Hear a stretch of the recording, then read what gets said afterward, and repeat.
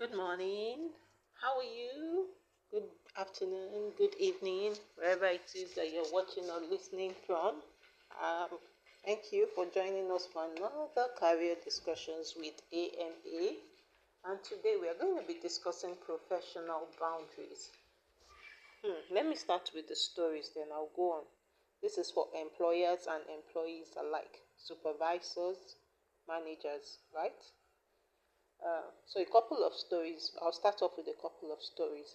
So I think let me go chronologically. So the first one that I'd like to share is when one of my managers he had come to ask me after we had a training where there was a conversation about have inappropriate behavior between, for example, the manager and the subordinate.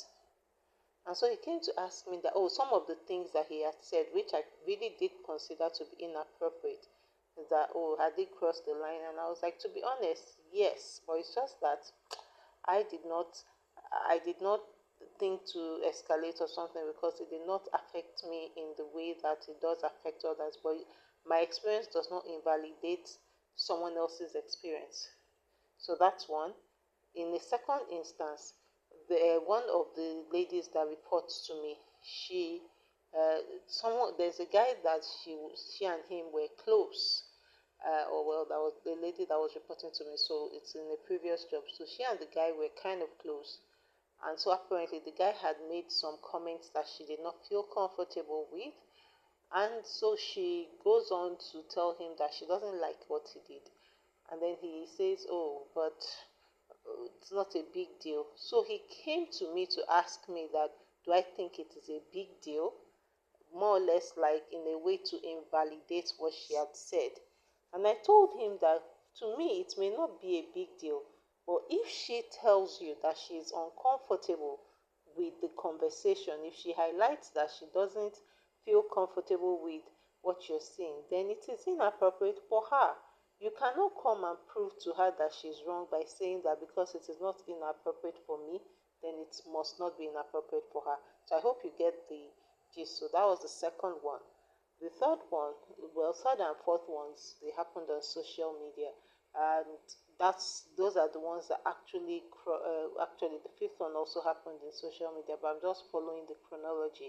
So the third one, it was a story that broke out of a couple, husband and wife, I think, or maybe boyfriend and girlfriend, that decided to engage in a threesome. And in finding who their third partner was, I think they chose the employee of one of the two of them. And that's actually the real story that inspired this write up. But then that was a couple of years ago. This year, we had a repeat incident, different people, but it was still the same thing. A couple that then involved the employee of one of them in a threesome. So, still inappropriate. Then my fifth story it happened to me. So I connected with someone on LinkedIn, LinkedIn connections. I don't even know how I know, but maybe the person sent a friend request or something and I accepted.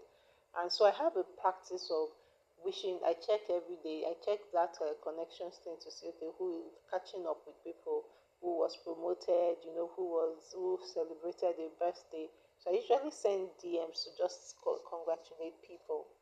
And so I had done that in the case of this person, and this person now comes back and says, "Oh, thank you," and then begins to ask us, "So where are you now? How is where you are?" And began to ask very, very personal questions, and was asking about my family, and I had to put the person in check and say, LinkedIn is for professional connections. So while I appreciate your wanting to, but keep it professional. Don't blur the lines. Don't cross the lines. I know it was like, "Oh, as friend." I said, "No, you are not my friend. We are LinkedIn connections, and you need to be aware of that." Okay. So now let's learn our lessons. Dear employer and employees, please keep your employees and employers out of your sexual escapades. Professional boundaries exist for a reason. When those boundaries are crossed, the consequences often extend beyond the individuals involved. Workplace relationships that blur the employer employee line or manager subordinate line can create conflicts of interest, damage trust, affect team morale, and expose everyone involved to unnecessary complications. A healthy workplace is built on professionalism, respect, accountability, and clear boundaries. Before taking a step that could compromise your integrity, reputation, career, or business, consider the long term impact. Don't cross the employer employee boundary, it rarely ends well. I would like to hear your thoughts on maintaining professional boundaries in the workplace. I think this is also a good opportunity to ask questions if you because I remember that it was in after the session we had that people began to ask questions. What can I do? What about what? How do I deal with it? So I'll be happy to have that conversation with you.